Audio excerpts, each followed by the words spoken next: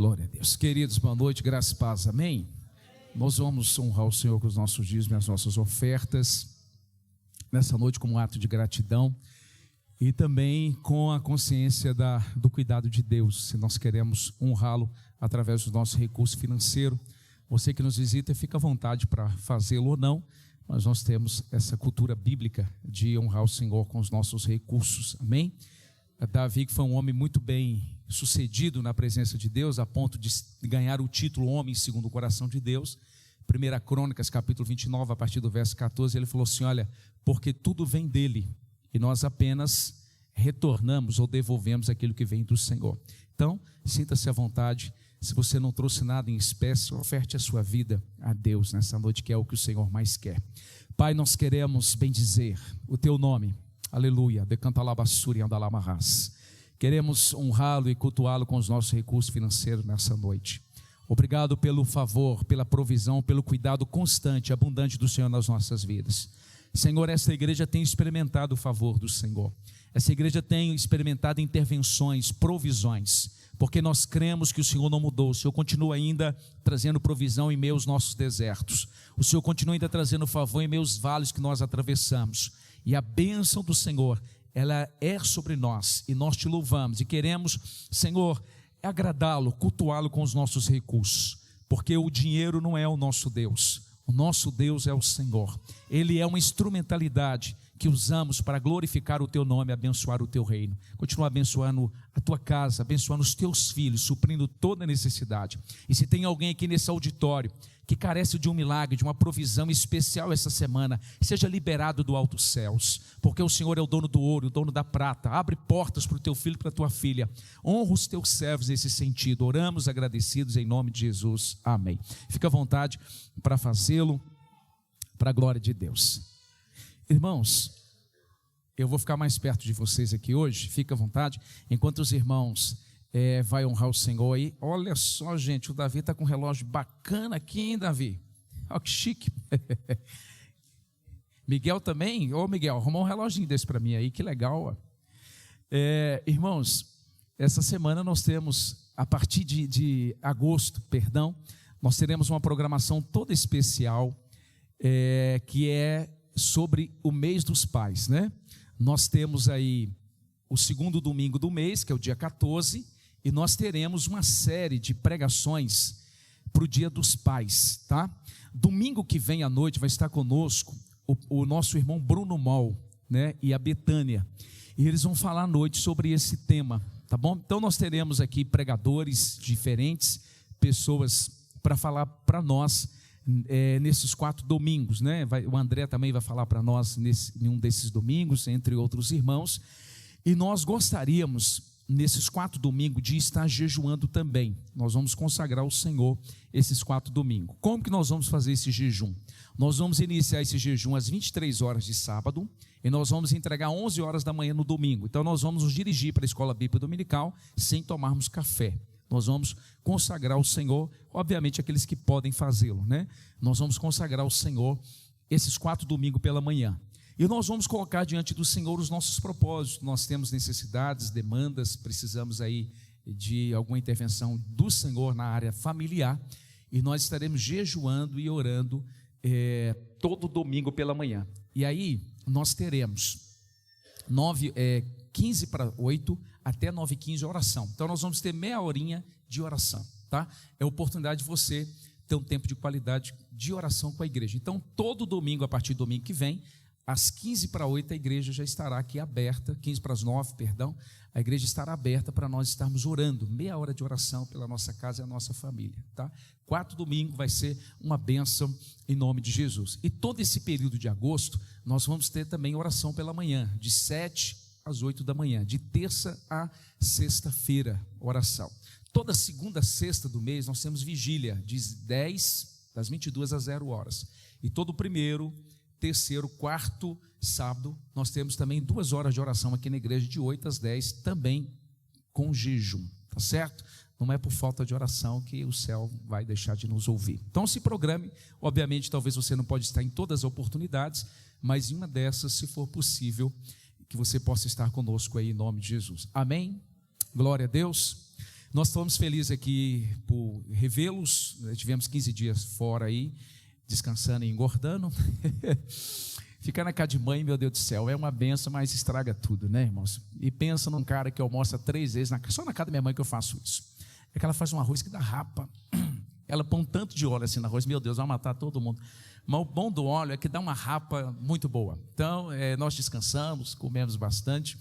E estamos felizes por estar. Estávamos com saudade de estar cultuando ao Senhor juntamente com os amados irmãos. E nós queremos louvar a Deus por aqueles que nos visitam. Vamos ficar de pé, receber pessoas que nos visitam nessa noite? Vamos lá, 1, 2, 3. Sejam bem-vindos em nome de Jesus. Amém. Se você puder cumprimentá-lo aí, vai ser uma bênção por nós, tá bom? Glória a Deus. Irmãos, eu acredito que em breve nós vamos voltar com os nossos cafés, tá? Nós temos um cafezinho corajoso, tá? Um café após o culto. Eu já cheguei aqui na igreja há 6 anos atrás, nós tínhamos esse café e nós vamos voltar com esse café. E eu vou fazer um chocolate só para os meninos, que tem um varão aí na congregação, que ele falou que quer chocolate quente, e eu vou fazer isso. Os irmãos me lembram, né? Quem sabe o que eu estou falando. Vamos lá em Lucas capítulo 14. Lucas capítulo 14. Glória a Deus. Lucas 14. Versículo de número 15. Lucas 14, 15. Nós pedimos, irmãos, todo mundo para sentar aqui na parte de baixo hoje. E na sexta-feira entrou um vento aqui, irmãos, e tirou um pedacinho ali do teto. Graças a Deus que foi durante a semana, né? Nós tomamos um susto, eu estou dizendo aqui por outros, que eu não estava aqui não. Mas é porque estava tendo um velório, aí o vento veio e jogou esse negócio no chão. Então foi um susto terrível. O Oliveira mais o Félix, ambos os Joãos, eles deram um jeito ali, mas amanhã nós vamos ajeitar. Então, por questão de segurança, está legal, mas a gente não quis usar a parte de cima hoje. Lucas capítulo 14, verso 15, está escrito assim: e ouvindo isso, um dos que estavam com ele à mesa disse-lhe: bem-aventurado o que comer pão no reino de Deus. Porém ele lhe disse: um certo homem fez uma grande ceia e convidou a muitos. E à hora da ceia mandou o servo dizer aos convidados: vinde que tudo já está preparado. E todos a uma começaram a excusar-se. Disse-lhe o primeiro: comprei um campo e preciso ir vê-lo. Rogo-te que me hajas por escusado. E outro disse: comprei 5 juntas de boi e vou experimentá-los. Rogo-te que me haja por escusado. E outro disse: casei e portanto não posso ir agora. E voltando aquele servo, anunciou essas coisas ao seu senhor. Então o pai de família, indignado, disse ao seu servo: sai depressa pelas ruas e bairros da cidade, e traz aqui os pobres, os aleijados e os mancos, e os cegos. E disse o servo: Senhor, feito está como mandaste, e ainda há lugar. E disse o Senhor ao servo: sai pelos caminhos e atalhos e força-os a entrar, para que a minha casa se encha. Porque eu vos digo que nenhum daqueles varões que foram convidados provará a minha mesa. Eu quero ler o último com você de novo. Porque eu vos digo que nenhum daqueles varões que foram convidados provará a minha ceia. Pai, nós queremos colocar diante do Senhor as nossas vidas, queremos colocar diante do Senhor essa palavra que o Senhor preparou para nós nessa noite. Senhor, como alguém diz com muita propriedade, que não seja apenas um tempo de informação, mas que essa palavra venha nos transformar, que esta palavra venha, ó Deus, trazer os planos eternos do Senhor para as nossas vidas, alinhando-nos ao centro do teu querer e da tua vontade. Espírito Santo, transforma-nos. Espírito Santo, nos conforma a imagem de Jesus Cristo através da bendita, inefável e poderosa palavra. Fala conosco, nós suplicamos a graça do Senhor neste momento, que cada um de nós sejamos receptivos a essa palavra, que o nosso coração esteja aberto, Senhor, que seja destruída agora toda fortaleza que se levanta contra o conhecimento de Cristo pela palavra. Oramos para que todos nós sejamos tomados agora como cativos e atentos à tua voz, em nome de Jesus, amém. Pode se assentar. Glória a Deus. Meus irmãos, eu confesso a vocês que esta palavra, ela ela mexeu muito comigo, tá? E eu estou pregando para vocês aqui nessa noite, mas eu admito que tem muitas coisas que eu vou falar aqui que eu preciso urgentemente, desesperadamente alinhar na minha vida. Então eu estou na caminhada também, tá? E às vezes eu prego algumas coisas aqui que eu fico relutando para não pregar, porque eu falo assim, puxa vida, eu estou tão aquém. E esse texto que eu vou compartilhar com vocês, as lições que nós vamos extrair daqui, é algo que talvez vai desafiar a maioria de nós. E talvez nós sejamos confrontados em alguma situação aqui. Mas é preciso fazê-lo, porque todos nós aqui, de forma unânime, queremos fazer a vontade de Deus. Nós estamos numa caminhada e o nosso alvo é fazer a vontade do Senhor, e a palavra de Deus ela está aí para isso. Jesus ele vai contar uma parábola, como está aqui relatado por Lucas, e ele vai tratar do reino de Deus como um grande banquete, como uma mesa que está preparada, e que nós podemos e devemos ter acesso à mesa do Senhor. O capítulo 14, o verso 15, o doutor Lucas, que era médico, ele já inicia dizendo: mais do que feliz é aquele que tem acesso à mesa de Deus, porque a palavra bem-aventurado traz a ideia mais do que feliz.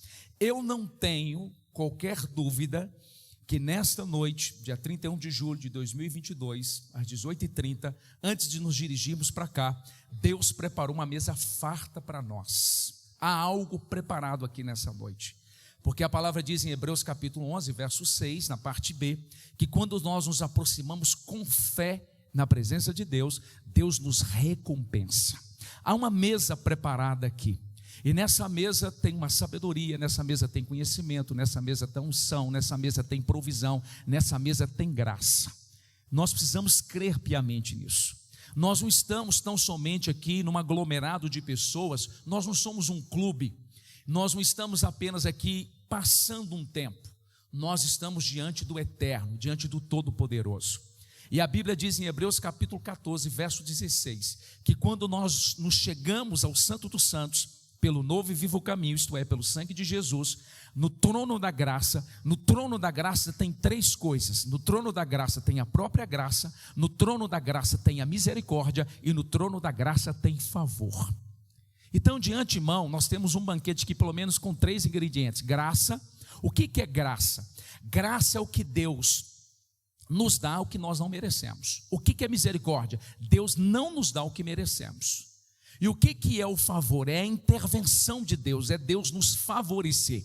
Então, antes mesmo de você sair da sua casa, Deus preparou um banquete aqui nessa noite. E nós somos mais do que felizes, porque nós temos acesso a este banquete. A história aqui em apreço, ou o texto que nos apresenta aqui nessa noite, fala-nos de três sujeitos que foram convidados para esse banquete. E eu preciso atualizar você, usar aqui o termo, né, da internet, do meio virtual, preciso atualizar você sobre o contexto. No contexto de Jesus do Oriente Médio do primeiro século, quando se preparava um banquete, as pessoas com antecedência já sinalizavam que estariam presentes. Não é assim o que a gente faz hoje. A gente vai fazer uma reunião pequena de homens. Gente, por favor, manda a lista para a gente preparar a quantidade de café, para não ficar faltando café. Quem trabalha em empresa aí, você tem alguns feedbacks, algumas reuniões, esse você já pede ali que as pessoas, de forma antecipada, elas venham de alguma maneira sinalizar que estarão ali. Esses três sujeitos que foram agora convidados, segundo a cultura, eles já haviam sinalizados que eles estariam presentes naquele banquete. Então, no dia em que se preparava o banquete, o que o Senhor do banquete estava dizendo? Estava lembrando os mesmos, e agora finalmente convidando, ou chegou o grande dia. Quem é o Senhor? Quem está preparando o grande banquete aqui? A figura que ela aponta para Deus, é o banquete do grande rei. Só que nós percebemos que esses três sujeitos que foram convidados aqui, eles não honraram a sua palavra, eles não foram. E qual que é o grande ápice aqui dessa parábola? Desculpas, tá? Os três dão desculpas. Um adquiriu uma propriedade, um comprou bois e o outro casou. Então eles deram desculpas para não estar em função de uma propriedade, de um equipamento e de uma questão social. O casamento aqui ele tem vários aspectos, vários significados, mas principalmente por uma questão social. Irmãos, e por que desculpa? Ninguém compra terreno primeiro para depois ver. Vai que você compra um barranco achando que está comprando um lugar plano. Ninguém compra nenhum imóvel sem antes ver, sem antes ter certeza que aquele é o investimento certo. E o texto começa dizendo assim: olha, eu não vou porque eu comprei um terreno e eu preciso ir. O segundo sujeito, a desculpa dele é que ele havia comprado um equipamento e ele precisava agora testar esse equipamento, a junta de bois. Lembra que nós estamos numa cultura do Oriente Médio, a questão agrícola. É alguém que adquire algo e agora quer testar aquilo. Você poderia colocar isso aí como um carro, você poderia colocar isso aí como um sítio, você poderia colocar isso como qualquer coisa que você comprou e você quer testar. E a terceira pessoa, e o texto é muito claro sobre isso, ele não vai porque ele acabara de casar, então ele não tem tempo para o banquete. Lembremos nós que quem está convidando é quem? É Jesus, é Deus. Quem está oferecendo o banquete é Deus. E o que essas três pessoas têm em comum? Desculpas. Eles não foram por algumas situações que o texto deixa muito claro. Na lista de prioridade dos três, na lista do que é importante na vida dos três, Deus não está. Tudo é prioridade, menos Deus. Deus está na vida desses três no segundo plano. Deus não está na lista de prioridades, Deus não está na lista daquilo que é importante, Deus não faz parte da prioridade. Para esses três sujeitos, adquirir, testar equipamento ou estar em um ambiente social para uma festa é muito mais importante do que estar no banquete de Deus. Esse é o problema. Agora eu faço uma pergunta para você, não precisa responder de forma audível: o que é mais importante? Adquirir, testar, estar em um entretenimento ou estar na mesa de Deus? Bom, todos nós, de forma unânime, sem qualquer sombra de dúvida, poderemos gritar em alto e bom som: pastor, não precisa de resposta. Estar no banquete, estar na presença de Deus é melhor. Só que talvez alguns de nós que estamos aqui nessa noite, nós temos um discurso, nós falamos que isso é importante, mas quando nós olhamos para a nossa agenda, quando nós somos convidados por Deus, o que nós damos? Alguns de nós, desculpas para não estar. E esse é o grande problema aqui da nossa parábola. Jesus está dizendo que na vida dessas pessoas, nos momentos sociais, no adquirir, no testar alguma coisa, não houve uma prioridade em relação a Deus. Ou seja, eles não tiveram interesse pelo banquete de Deus. Agora lembrem-se, por favor, da minha introdução. Eles já haviam sinalizado que estariam. Eles não se interessaram por Deus. Irmãos, de igual modo, nós estamos aqui nessa noite, sentados nesse banco, nesse auditório. Daqui a pouco nós vamos nos dirigir para a nossa casa. Nós precisamos nos dirigir num ambiente como esse e nos interessarmos por Deus.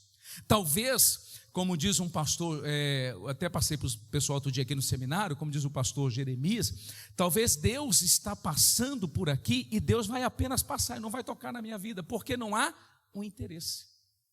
Nós precisamos nos dirigir à presença, ao banquete de Deus e esboçar, evidenciar o interesse, nos apresentar a Deus, estar diante do Senhor, interessados por Deus,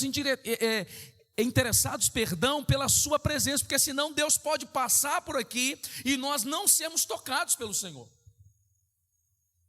Alguém talvez diz assim: puxa vida, o culto hoje não foi muito legal. Tá, mas puxa vida, seja um pouco honesto. Dependeu mais do louvor, do pregador, do porteiro ou de você? Seja honesto, por favor. O culto não foi legal por quê? O que faltou? Deus passa na igreja, e Deus está presente na igreja, porque quando João está na ilha de Patmos, capítulo de número 1, exilado, 96 depois de Cristo, ele ouve uma voz falando com ele, e quando ele vira para trás, ele vê Jesus aonde? No meio da igreja. Jesus passa por aqui, Jesus passeia por aqui. Agora nós que temos que criar um ambiente, nós que temos que estar atentos, porque a Bíblia diz assim em Jeremias 29:13: buscar-me-eis e me achareis quando me buscardes de todo o vosso coração. O fato de eu adentrar um lugar como esse, eu sentar aqui e estar aqui 1h30 ou 2 horas que seja, né? Não significa que eu serei tocado se eu não me posicionar, se eu não me interessar. Irmãos, eu preciso crer nisso, que Jesus está aqui, que Ele vai tocar na minha vida e que algo do céu será liberado para mim e minha casa. Mas eu preciso buscá-lo de todo o meu coração. Precisa arder, precisa queimar. Eu preciso entrar naquela porta decidido, eu vou ter um encontro com Ele, porque Deus é espírito pessoal, Ele é uma pessoa, Ele quer se revelar, Ele quer se manifestar, Ele quer se relacionar conosco, Ele quer nos abençoar, Ele quer tocar nas nossas vidas. Tiago no capítulo 4, verso 8 diz assim, olha, chegai-vos a Deus e Ele chegará. Deus espera um posicionamento, Deus espera de nós que Ele esteja na lista das prioridades, que Ele seja importante para nós. Nós precisamos criar um ambiente, e esse ambiente é impregnado de temor, de reverência, de quebrantamento. Não tem como, está escrito no Salmo 51, há um coração quebrantado e contrito, Deus não despreza. Irmão, irmã, se você entrou aqui nessa noite e desde o início desse culto você tem apresentado um coração quebrantado, a cura para você, a bênção para você, há um mover do céu, porque Deus não despreza um coração quebrantado. Segundo lugar, esse texto ensina-nos o seguinte: é pecado comprar? Sim ou não? Não, depende, né? Depende. Mas vamos nos deter aqui. Depende, porque talvez, coitadas das irmãs, sofrem com os pregadores, né? Talvez você já está lá com o 50º par de sapato, que é o 57º, né? Depende. Mas aqui, vamos nos deter aqui. Brincadeira. É pecado comprar, adquirir? Não. É pecado você comprar alguns equipamentos? É pecado você crescer? Não. É pecado casar? Pecado é não casar. Brincadeira. É pecado casar? Não. Agora percebam que aquilo que é legítimo, que aquilo que aquilo que é até uma bênção de Deus, pois é uma bênção de Deus, sim ou não? Você adquiriu um imóvel, glória a Deus, uma bênção de Deus. Deus abriu uma porta para você e Deus está fazendo você crescer, glória a Deus, é que você cresça mesmo. Deus te deu a oportunidade de você casar e ter uma família, glória a Deus. Eu falei aqui de manhã, Deus é o arquiteto, o idealizador, Deus é o protetor, o provedor da família. Agora, irmãos, aquilo que é legítimo, aquilo que é certo e aquilo que é visto até como uma bênção de Deus, pode se tornar o que na minha vida? Um embaraço, pode se tornar um pecado. Quando o comprar alguma coisa, quando o testar alguma coisa, quando eu colocar alguém ou alguma coisa, alguma atividade no lugar de Deus, isso inevitavelmente se torna pecado. O que Deus lhe deu, o que Deus tem lhe dado que tem tomado o lugar de Deus? E o pecado é um problema. O pecado, ele enfraquece. O pecado, ele adoece. E o pecado, inevitavelmente, ele traz consigo um salário. Qual é o salário do pecado? A morte. Capítulo 6, verso 23 de Romanos. O salário do pecado é a morte. Então, quando eu pego aquilo que é legítimo, é até uma bênção de Deus, mas aquilo tomou o lugar de Deus. A tal atividade é mais importante que Deus. A tal pessoa tomou o lugar de Deus, que é o pecado de idolatria. E a Bíblia diz que o pecado de idolatria é como o pecado de feitiçaria. Então tem coisas na minha vida que são legítimas, é resposta de oração, é bênção de Deus, mas se tornou pecado porque tomou o lugar de Deus. E aí, quantas pessoas estão fracas? Quantas pessoas estão doentes? Quantas pessoas estão mortas espiritualmente? Já não tem mais apetite pelas coisas de Deus, já não aspiram mais pelas coisas do Senhor. As bênçãos que vieram de Deus se tornou uma pedra de tropeço, se tornou pecado, tomou o lugar do Senhor. E aí o Senhor tem que fazer com alguns de nós, como fez com Abraão. Puxa vida, Abraão espera quantos anos para ter o filho? Ele sai com 75 anos em Gênesis capítulo 12. Com quantos anos ele vai ter o filho? Alguém?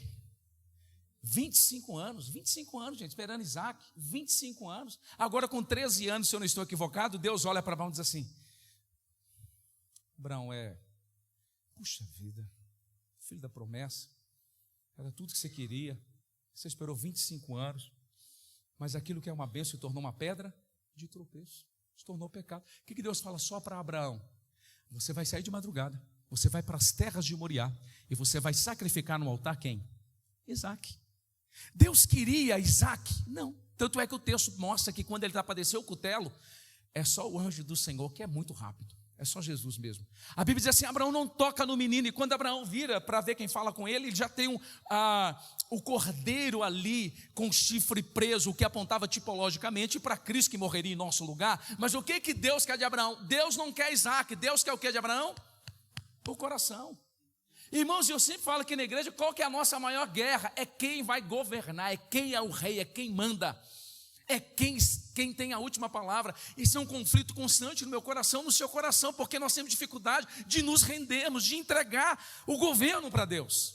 Aí o que Deus fala para Abraão? Abraão, você vai levar no altar, Isaac, você vai devolver, porque aquilo que veio de mim, que é uma bênção, tem se tornado idolatria.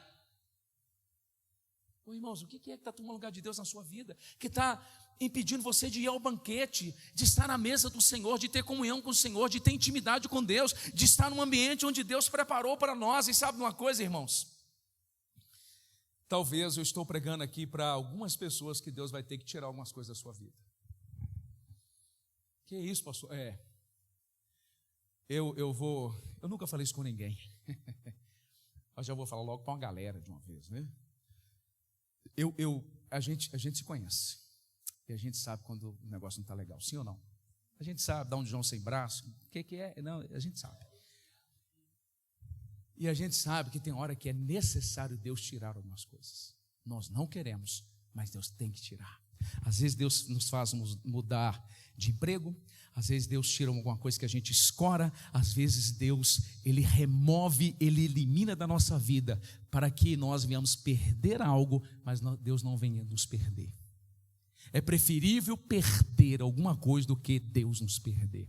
Outro dia eu estava conversando com o Vitor sobre uma situação e ele me mostrou uma frase, eu guardei essa frase, Vitor, que o cara falava assim, olha, eu não tenho medo do fracasso, eu tenho medo de ser bem sucedido naquilo que não agrada a Jesus. Será que você não está sendo bem sucedido em algo que não agrada a Deus? Será que você não está colocando energia demais, tempo demais, força demais, foco demais? Você está até crescendo, você está sendo até bem sucedido, mas você já deixou Jesus para trás há muito tempo? Um sucesso que sacrifica o relacionamento com Deus não é sucesso, é fracasso, é morte, é pecado, é doença, é fraqueza. Então o que esse texto ensina-nos? Nós precisamos nessa noite honestamente, sinceramente pedir, Deus me socorre. O Senhor me dá vitória sobre isso, me ensina a trazer o Senhor para o centro novamente, a tê-lo como primeiro, que eu venha ficar extasiado, admirado, perplexo com o Senhor, com a glória do Senhor, com a pessoa do Senhor, e que nada venha roubar isso de mim. Vocês estão me entendendo, amém? O que mais nós aprendemos aqui?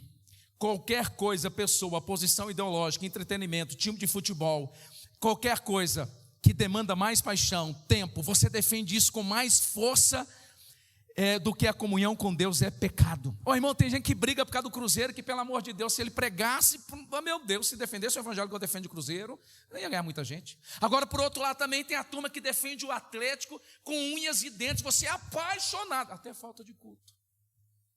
Até falta de culto, não posso perder para meu irmão, tem YouTube, vai assistir depois. É bem da verdade que o Galo é a seleção de Minas Gerais, mas não pode tomar lugar. Quase que alguém dá glória a Deus. Então, agora voltando aqui, se posição ideológica, se time de futebol, entretenimento, festa, tem gente que ele tem uma coisa social, ele é convidado para todas as festas, né? Ele está eu não sei se é penetra ou se realmente ele tem um ciclo de relacionamento extraordinário. Agora, se isso demanda de você mais energia, se você defende isso com mais vigor, a ponto de brigar, irmãos, tem uma coisa errada. Tem uma coisa errada. O Senhor, é para o Senhor que nós devemos devotar energia, força, paixão e defender de unhas e dentes o Evangelho. Eu não estou dizendo, irmãos, que é proibido você ir em algum lugar. Não estou dizendo que é proibido torcer. Não estou dizendo que é proibido essas coisas boas da vida. São coisas legítimas da vida. Agora, se você investe mais tempo nisso, mais paixão nisso, se você gasta toda a sua energia só nisto, tem uma coisa errada, gente.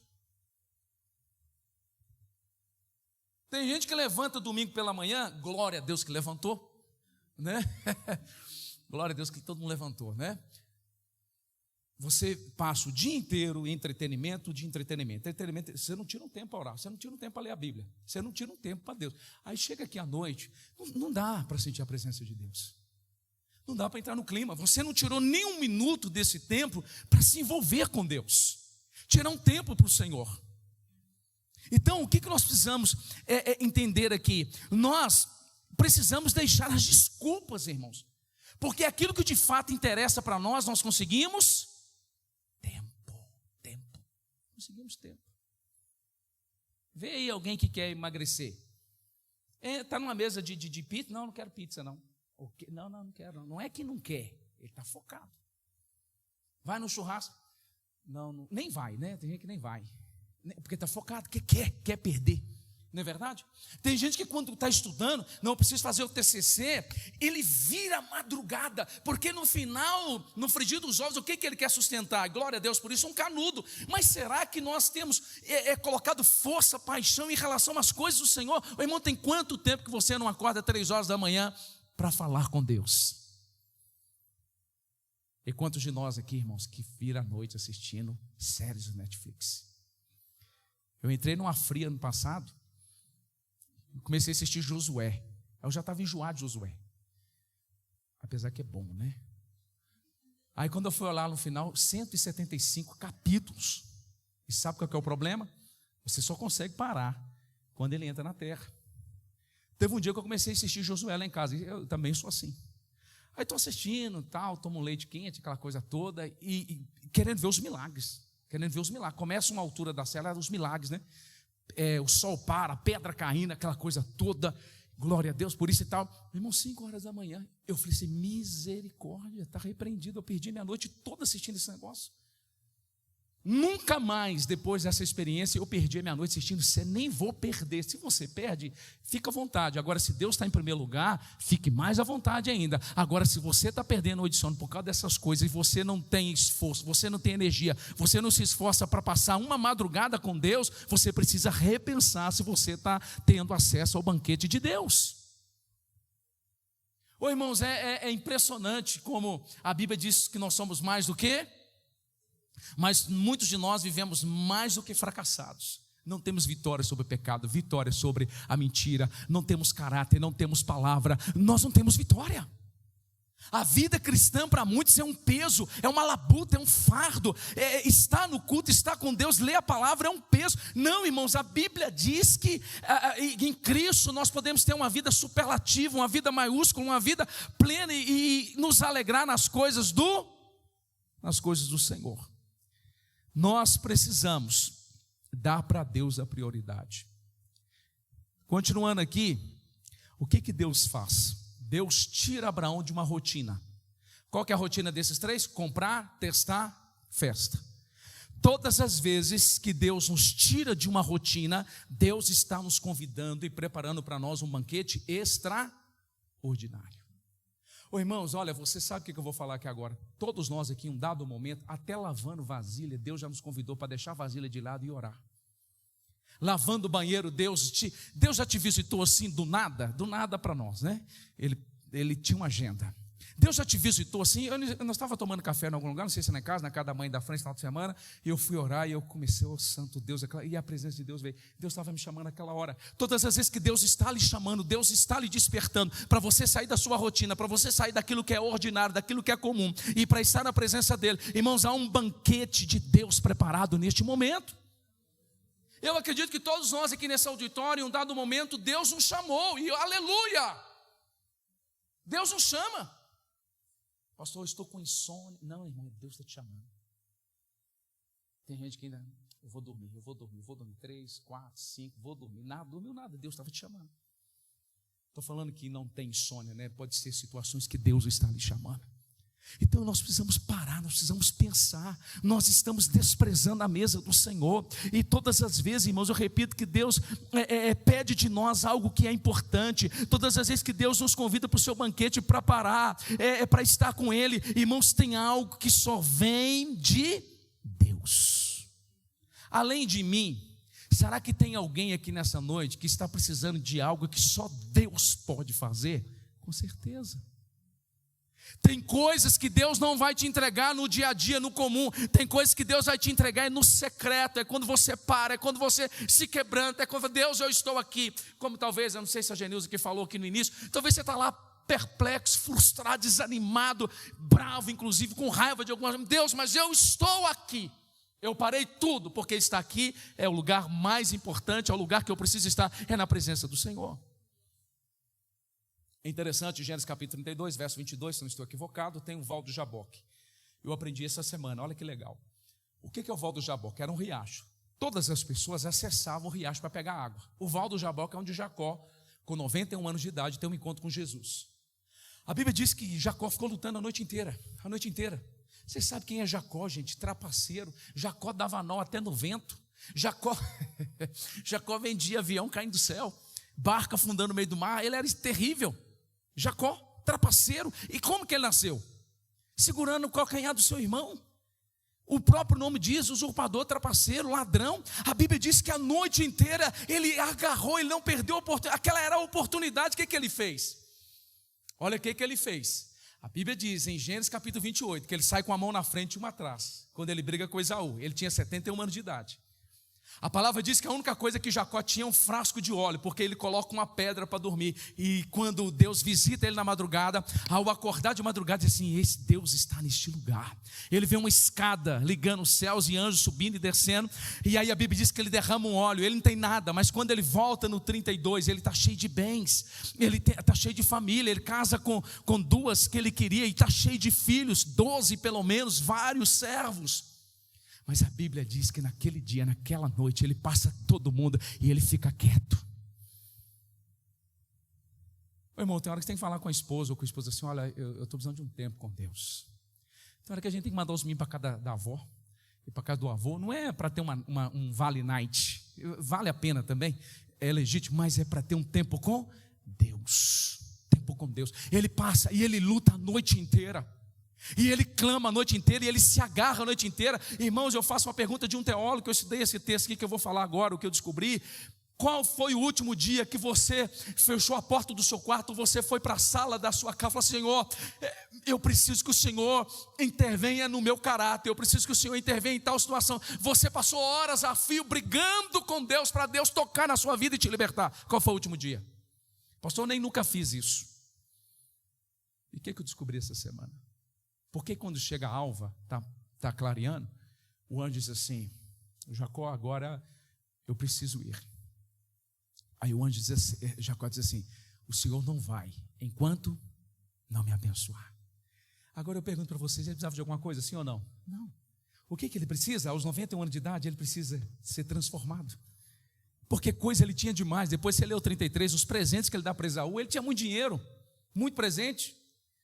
Para você ter uma ideia, eu fiquei sabendo aí há uns 7 anos atrás que um rapaz aqui de Belo Horizonte foi casar com um judeu. O judeu deu o valor de 52 camelos para o pai. Um camelo valia um Vecta. Quando o Vecta foi lançado, que camelo caro esse.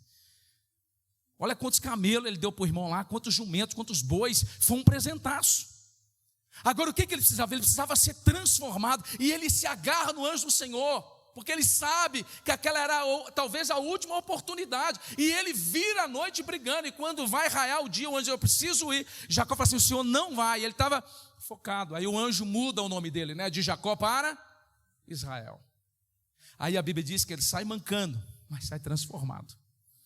Tem muita gente aí andando ereto, saudável, aquela coisa toda, mas por dentro não tem nada transformado. Ainda está podre, carecendo de um toque da misericórdia, da intervenção de Deus. Aí o que acontece? Por que o anjo vai embora? Porque pela manhã as pessoas iriam buscar água. Irmãos, no dia a dia, no comum, no trivial, onde não há esforço, onde não há busca, onde não há sacrifício, não há uma manifestação especial de Deus. Aquelas pessoas que iriam ali só buscar alguma coisa para suprir as suas próprias necessidades e demandas, não iriam ver o anjo. Quem viu o anjo do Senhor, que é o Cristo, encarnado no Antigo Testamento, a teofania, é aquele que passou a madrugada inteira clamando. E aquele privilégio foi para quem? Para Jacó. Irmãos, eu duvido se algum de nós aqui, a partir de hoje, começarmos a colocar um propósito. Eu vou buscar a Deus pelo menos uma vez, como eu nunca busquei, que seja 3 horas da manhã, que Deus também não está preso ao horário, ok? Pode ser 9 horas da manhã, pode ser 3 horas da tarde, pode ser 1 hora da tarde, e você entrando na presença de Deus. Eu duvido se Deus não mudar algo na sua vida, na sua história, na nossa vida, na nossa história, na nossa casa, na nossa família. Nós estamos precisando ir para a calada da madrugada, deixar tudo de lado e buscarmos o Senhor, para que o Senhor venha nos mudar, termos acesso à mesa. Aqui, para nós ganharmos conclusão, o que nós aprendemos aqui? Abra sua Bíblia aí, por favor, deixa ela aberta. Alguém lê para mim alto e bom som, alto e bom som. Capítulo 14, verso 24, o que está escrito aí?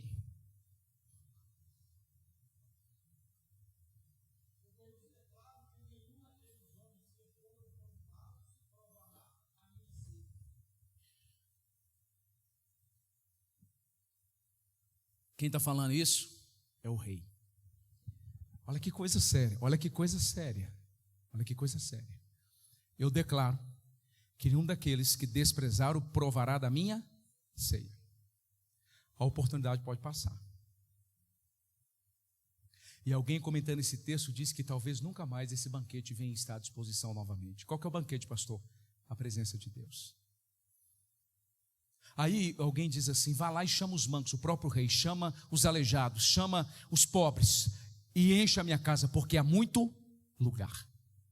Há muito lugar. Irmãos, talvez os banquetes de Deus estão passando por você, você não está percebendo. Talvez a oportunidade de Deus mudar a sua vida, de Deus lhe dar uma direção, de Deus lhe dar um norte, de Deus lhe dar uma estratégia, de Deus fazer algo na sua vida, já passou há muito tempo e você não está percebendo. O rei é categórico em dizer assim: olha, eles não terão mais acesso. Sabe o que nós pensamos? Nós pensamos que Deus está mendigando amor, nós pensamos que Deus está mendigando adoração. A gente pensa que Deus está aqui assim: gente, me adora, puxa vida, me adora. Deus não precisa disso não, gente. A adoração é para nós, Deus precisa disso. Eu preguei para vocês aqui numa quinta-feira que antes mesmo da fundação do mundo, antes mesmo da criação, há um ambiente, há um clima de adoração, de culto no céu. O Pai glorifica o Filho glorifica o Pai, ambos glorificam o Espírito há um culto no céu.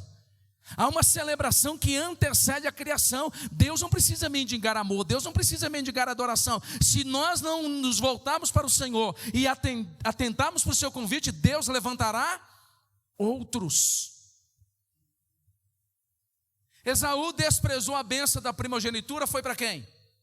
Jacó. Saul desprezou o chamado de Deus para a coroa foi para quem? Para Davi.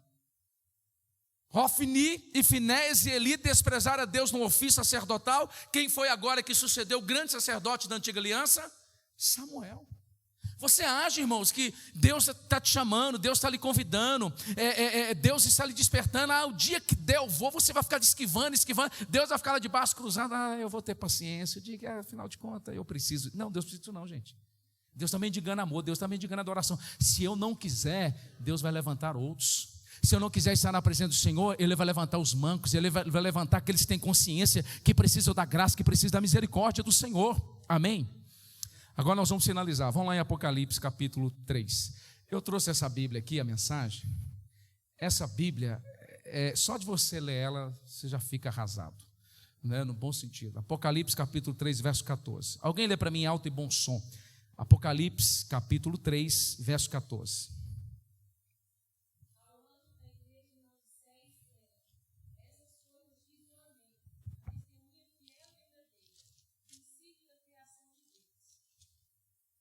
Pode continuar, por favor, irmã.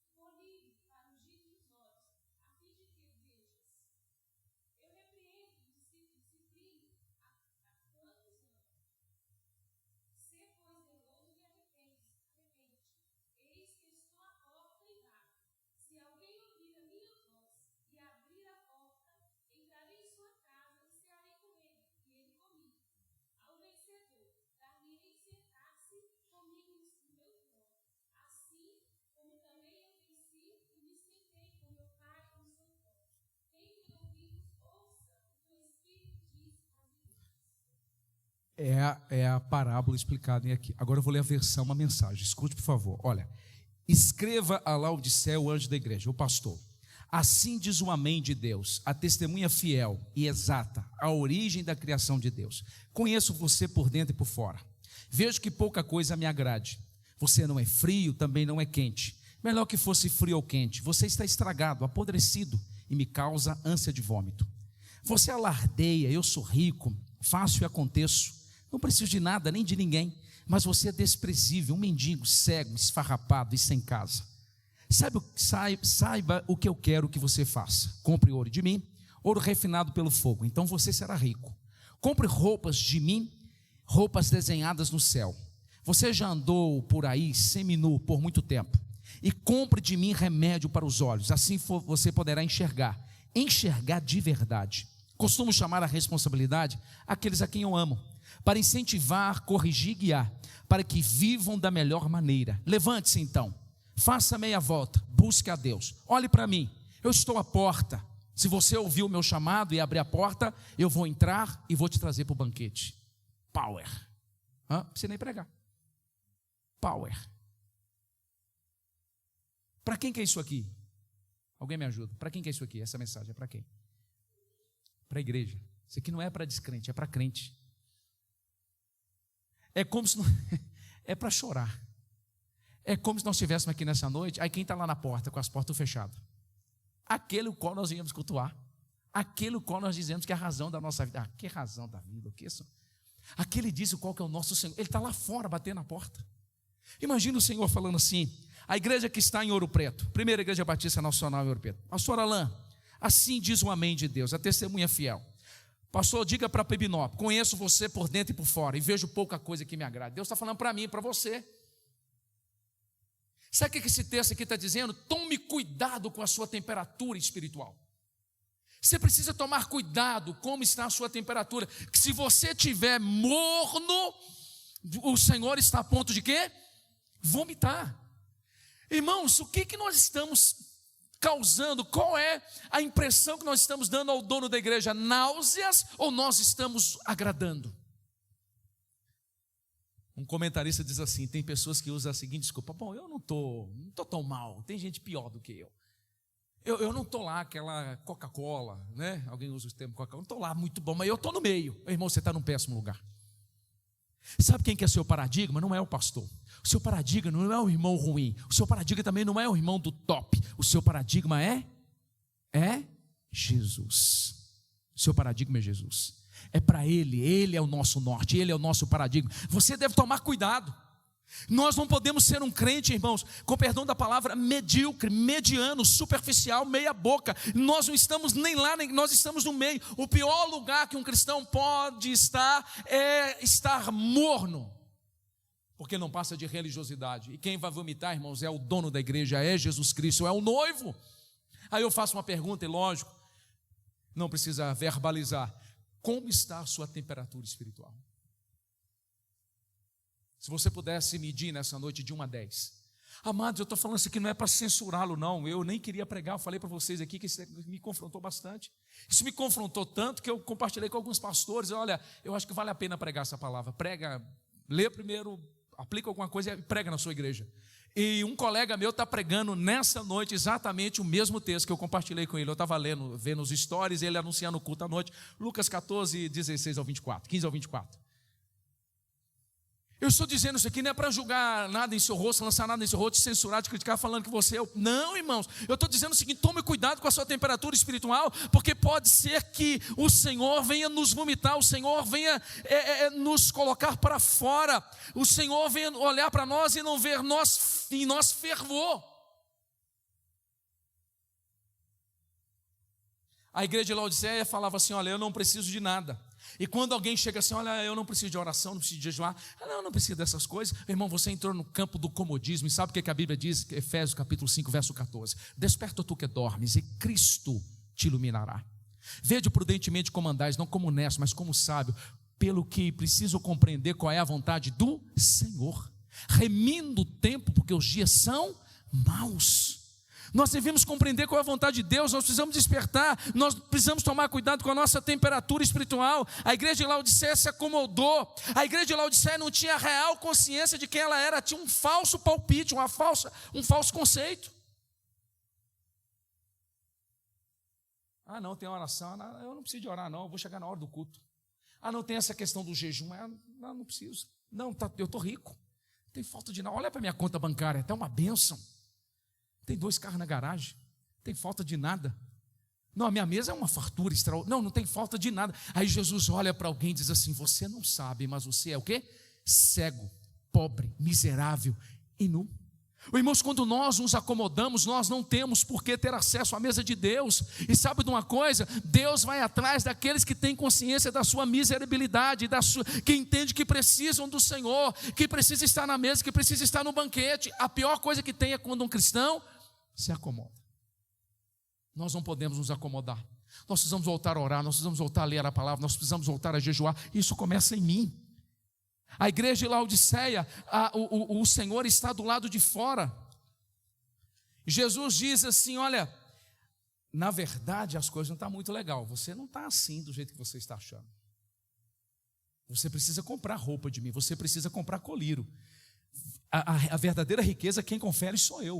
O irmão, sabe o que nós temos? Nós estamos tendo só dinheiro, só conforto, só casa, só carro, mas nos falta o principal: Deus.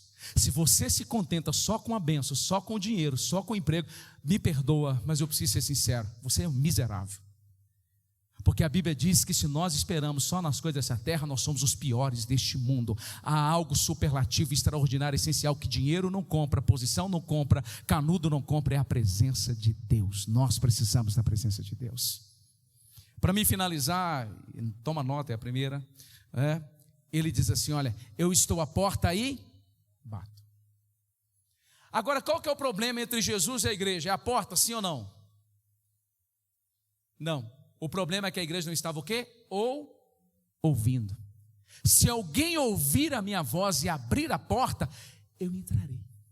Ô irmãos, quantos barulhos está nos impedindo de ouvir a voz de Deus? Algumas coisas estão nos impedindo de ouvir a voz de Deus. Alguns de nós não queremos ouvir a voz de Deus. O problema dessa igreja não era a porta. O problema dessa igreja é que essa igreja já não estava mais ouvindo a voz do Senhor. Qual é o problema das 7 igrejas do Apocalipse? Que elas não estavam ouvindo. Qual que é o estribilho? Qual é a repetição de Jesus nas 7 igrejas? Quem tem ouvidos para ouvir, ouça. Se você estudar hoje teologia, história, você pode acessar o YouTube. Irmão, não tem uma igreja naquela região mais. Todas as igrejas fecharam, as igrejas morreram, aquelas 7 igrejas. Por quê? Não ouviram a voz do Espírito Santo. E o nosso maior problema é que nós estamos com tanto barulho, há tantas vozes, que nós não conseguimos mais ouvir a voz do Senhor. Nós estamos, e não ouvindo, nós não abrimos a porta. Se não abrimos a porta, não tem comunhão. E se não tem comunhão, não tem graça, não tem unção, não tem poder, não tem caráter transformado, não tem manifestação de Deus. E o que eu mais preciso, Alain, é da presença, é da revelação, é da intervenção de Deus.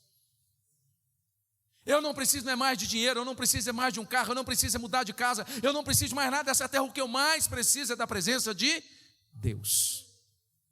Estou dizendo que isso não é importante, que eu tenho algumas necessidades, mas isso não é mais o importante. O que nós mais precisamos, irmãos, é da presença do Senhor, é de ouvir ao Senhor, é pedir ao Senhor: Senhor, olha, me perdoa pelas desculpas esfarrapadas que eu estou dando. Me perdoa porque na lista das prioridades, aquilo que é importante, o Senhor não está lá no topo, o Senhor está aqui, não no centro, mas na periferia da minha vida, e eu estou não atendendo a sua voz, eu não estou me dirigindo ao seu banquete. Senhor, me perdoa. Irmãos, se o Senhor fechar a porta, já era.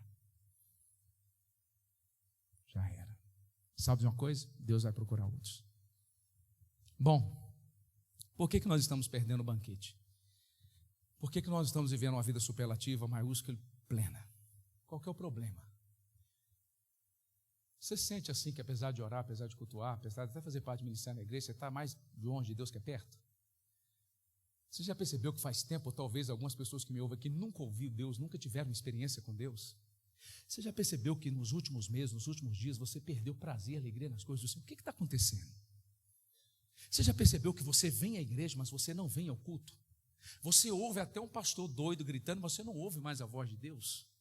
Você acha o louvor até bonito, mas aquilo não leva você num ambiente de quebrantamento, de adoração? Parece que você está longe, parece que você está distante, parece que Deus está longe, longe, longe, longe, longe, e você está muito longe. E apesar de ter o Espírito Santo, apesar de ter o nome arrolado no livro da vida, parece que Deus é um estranho. Não sei se você já teve essa sensação. O que nos impede, irmão, de vivermos essa vida, de termos acesso ao banquete de Deus? Eu finalizo com um texto aí, vamos lá, em Hebreus 12, 14. O que está escrito? Hebreus 12, 14. Hebreus 12, 14.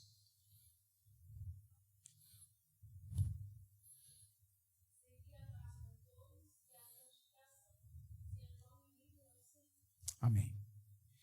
O que nós mais queremos? Ver Deus. E é possível ver Deus. É possível ver Deus.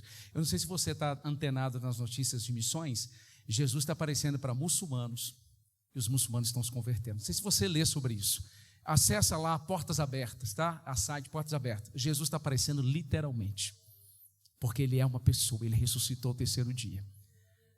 O que o texto está dizendo aqui? Sem comunhão com as pessoas e sem santidade ninguém verá a Deus. Será que tem alguém no seu contexto de relacionamentos que você terá que mandar uma mensagem nessa noite e liberar perdão? Será que tem alguém que você falou alguma coisa assim, que você precisa pedir perdão? A Bíblia diz, irmãos, no que depender de vós, tende paz com todos. Às vezes a gente quer levantar a bandeira branca, tem gente que está com a guerra na mão, aí é um problema dele. O que depender de mim, eu vou promover a paz. Agora tem gente que quer fazer guerra, fazer o quê? Mas do que depender de mim é a paz. Será que tem alguém nessa trajetória que você está deixando para trás, você está deixando rastro para trás, há coisas mal resolvidas? Nós precisamos ser como o apóstolo Paulo, quando termina a sua carreira, em 2 Timóteo capítulo 4, ele diz assim: traga-me Marcos, porque ele me é útil para... Paulo sabia, para a obra, Paulo sabia que ele ia para a sepultura, Paulo sabia que a cabeça dele ia rolar. Ele teve um problema com João Marcos lá em Atos, porque João Marcos, no meio de uma viagem missionária, João Marcos voltou e Paulo ficou indignado com aquilo, e eles tiveram um rincha, a ponto dele, se eu não me engano, Barnabé, se separarem. Mas quando Paulo está terminando a sua carreira, e ele sabe que a cabeça dele vai rolar e diz assim: olha, eu preciso corrigir com João Marcos. Meu irmão, se você guarda no seu coração ódio de alguém, vingança de alguém, você tem problema com alguém, olha, nesta noite resolva isso, porque se assim proceder e continuar, você não verá Deus. O Augusto Cury, eu ouvi uma frase do Augusto Cury ontem, muito interessante. Augusto Cury é um abençoado, né? Augusto Cury diz assim, Augusto Cury, palavras dele: você acha que eu vou dar o luxo de alguém tirar a minha paz? Alguém que a minha paz é muito preciosa para mim, custa muito caro. Eu não vou dar o privilégio para ninguém tirar a minha paz. As pessoas que resolvam os seus conflitos, eu não entrego de mão beijada a minha paz para ninguém. Aí ele pontua e coloca assim: se você está colocando expectativa em alguém, esperando alguma coisa de alguém, você tem que mudar de planeta, porque as pessoas vão te frustrar e você vai frustrar as pessoas. Nós precisamos resolver, irmãos, as demandas, os conflitos, as dificuldades. Segundo lugar, diz assim: olha, segui a paz com todos e a santificar, sem a qual ninguém verá a Deus. Santidade, separado. A gente precisa viver uma vida santa. Está escrito assim lá em 1 Pedro capítulo 1, verso 14, ó, vocês que são filhos de Deus, aquele que chamou a comunhão, não permita que a velha vida molde agora a vida de vocês, mas como é santo aquele que vos chamou, sede também santos. Porquanto escrito está: sede santo, porque eu sou santo, e santo em todo o vosso procedimento, e santo em toda a vossa maneira de viver. Nós estávamos jogando um futebolzinho ontem à noite, né? E aí fomos orar. Vai ter um campeonato aí, Canaã, né, Gustavo? É muito cômico esse campeonato, porque Deus vai dar Canaã para qual time? Todo mundo é crente, quem vai orar lá? Aí no final oraram, aquela coisa toda, o irmão terminou a oração, o pastor, eu fiz uma oração assim, meio esquivada: Deus abençoe o nosso time. Ninguém orou, eu pedi a benção para o nosso time, né? Mas aí, uma hora um irmão trombou no outro, aí o Gustavo brigou assim: batida de caminhão fora de estrada. Aí o pastor gritou assim: Ô gente, não saí do Espírito não, né? Eu já saí há muito tempo, né? Mas o que o pastor está dizendo? Gente, aqui é um momento de comunhão. Sejamos sábios nesse momento de futebol. Não vamos permitir que um gol a menos, um gol a mais, venha nos tirar do sério. Aqui também é um lugar de nós cultuarmos a Deus. É nas coisas triviais. É nas coisas simples, é no trato com um com o outro, é no trato com a esposa, no trato com o filho. Nós precisamos manifestar, nós precisamos evidenciar a santidade, irmãos, há comportamentos, há lugares que nós acessamos, há pensamentos que nós vamos dando espaço na nossa vida, irmãos, que isso vai nos comprometendo, isso vai nos manchando, isso vai nos distanciando de Deus. E sabe uma coisa, sem santidade ninguém verá a Deus. Sem santidade não tem banquete, sem santidade ninguém entra no Santo dos Santos. Quando o pastor faz isso aqui, ó, sai até um aleluia, né? Agora acabou. Pastor, mas eu não consigo. Sabe o que a Bíblia diz, irmãos? Quem que ele chamou? Os aleijados, os mancos, os coxos. Há algo que Deus liberou para nós, que nos capacita a viver em santidade, chama graça. O que é graça? O último texto, alguém lê para nós. 2 Pedro, capítulo 1, verso 2 e 3. A graça de Deus é algo que nos capacita a viver aquilo que Deus quer para as nossas vidas. 2 Pedro, capítulo 1, verso 2 e 3. Alguém alto e bom som, por favor.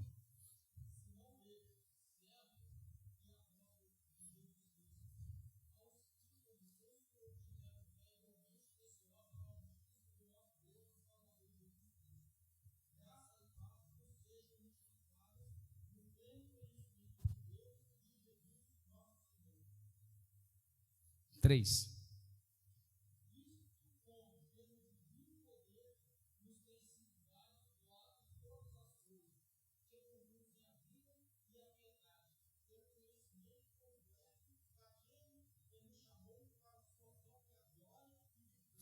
Olha só, nós vamos orar agora. Como viver uma vida de santidade?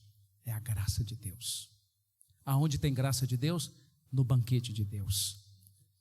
O que a graça faz? 2 Coríntios capítulo 12. O meu poder se aperfeiçoa, a minha graça te basta. Graça não é só para salvação. Vós sois salvos pela graça, mediante a fé, não vem de vós, mas é dom de Deus. A graça, além de nos salvar, a graça nos reveste de poder e nos capacita a viver uma vida que glorifica a Deus.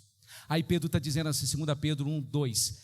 Graça e paz vos sejam multiplicadas pelo conhecimento de Deus e de Jesus nosso Senhor, visto como seu divino poder. A graça de Deus é o seu divino poder para nos ajudar, para nos habilitar, para nos revestir de poder, para nós amarmos, perdoarmos, vivermos em santidade, dizermos não para o pecado, viver uma vida que glorifica a Deus. A graça de Deus, ela serve para isso.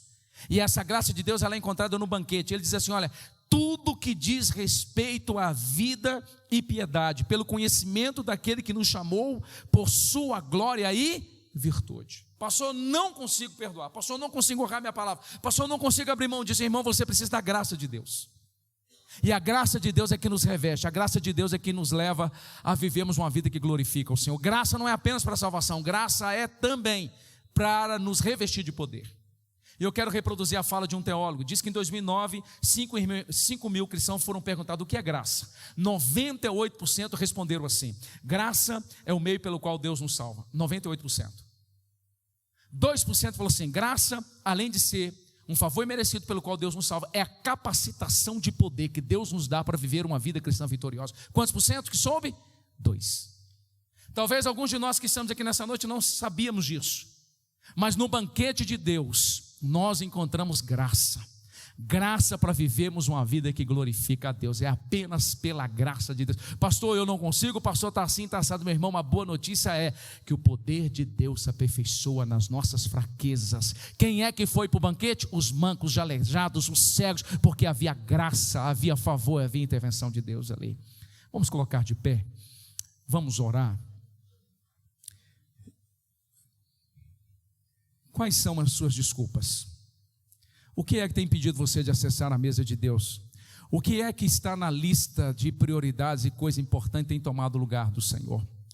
Será que Deus está passando por mim, por você, e nós não estamos percebendo, nós estamos perdendo? Irmãos, há um banquete, há um lugar de comunhão, e esse lugar é acessado através de santidade. há uma graça extraordinária de Deus para ser liberada sobre nós, para vivermos a vida que Jesus trouxe para nós na sua morte e ressurreição. Senhor, em nome de Jesus, nós queremos nesta hora, ó Deus, nos colocar diante do Senhor. Senhor, essa palavra que tanto nos confronta, Senhor, e que talvez é a realidade da maioria de nós que estamos aqui nesse auditório. Senhor, quantas coisas, atividades e pessoas nós temos colocado no lugar do Senhor. Quantos de nós, ó Deus, que somos bons em dar desculpas para não estar, para não nos envolver e para não fazermos a sua vontade, aquilo que o Senhor quer. Senhor, tem de misericórdia de nós, porque o texto em apreço diz que o Senhor, no final da parábola, diz que eles nunca teriam acesso à mesa do Senhor. E essa mesa retratada por Jesus aqui também, ela é escatológica, porque um dia a palavra diz, nós nos assentaremos à mesa do grande rei, estaremos ali junto com Abraão, Isaque e Jacó. Pai, mas muitos de nós não colocamos o Senhor e aquilo que o Senhor quer de nós na nossa lista de prioridade, aquilo que é importante. Muitos de nós temos colocado talvez filho, esposa, entretenimento. Senhor, muitos de nós estamos apenas preocupados em adquirir, preocupados em, ó Deus, com as coisas dessa terra, e não temos tido tempo para o Senhor. Senhor, tem de misericórdia de nós e perdoa-nos pela nossa negligência, perdoa-nos por não dizermos sim para o convite tão especial, tão extraordinário, que é estarmos na mesa do Senhor. Pai, ajuda-nos a identificarmos, ajuda-nos no discernimento, a percebermos, ó Deus, alguma coisa ou alguma pessoa que se tornou um ídolo na nossa vida e que tem, ó Deus, tirado de nós o privilégio, a alegria de estar na mesa do Senhor, que tem tomado o lugar do Senhor.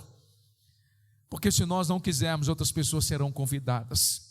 Senhor, nos santifica nessa noite, como está em Tessalonicenses, santifica a nossa alma, santifica o nosso espírito, santifica o nosso corpo. Pai, nos reveste nessa noite com a graça do Senhor, a graça que nos capacita a viver uma vida vitoriosa, que nos capacita a viver uma vida santa, porque a santidade é a porta da comunhão com o Senhor. Pai, no nome de Jesus, que nós venhamos estar atentos à Tua voz, que nós não venhamos nos perder em meio às bênçãos, que aquilo que é legítimo, aquilo que é até bênção do Senhor, não venha tomar o lugar do Senhor, porque se constitui pecado.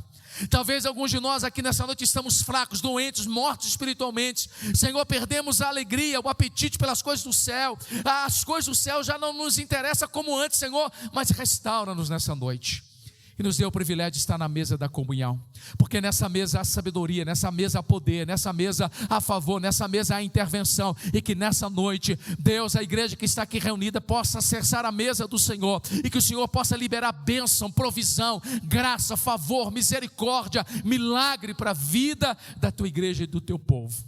Abra os nossos ouvidos para nós ouvirmos a Sua voz. Perdoa-nos, ó Pai, pelas vezes que nós não reconhecemos a nossa fragilidade, a nossa miserabilidade, as nossas limitações. Pai, nós precisamos de Ti. Nós queremos ser, Deus, tomados nessa noite, que o Senhor possa colocar o colírio do céu em nossos olhos, que o Senhor possa nos dar a verdadeira riqueza do céu e nos vestir com as vestes de Jesus, com as vestes de justiça, de santidade, porque nós queremos ver o Senhor não é só na eternidade. Nós queremos ser visitados pelo Senhor em nossas casas, queremos ser visitados pelo Senhor em momentos como esse. Nós queremos ver o Senhor. A nossa maior necessidade é da Tua presença.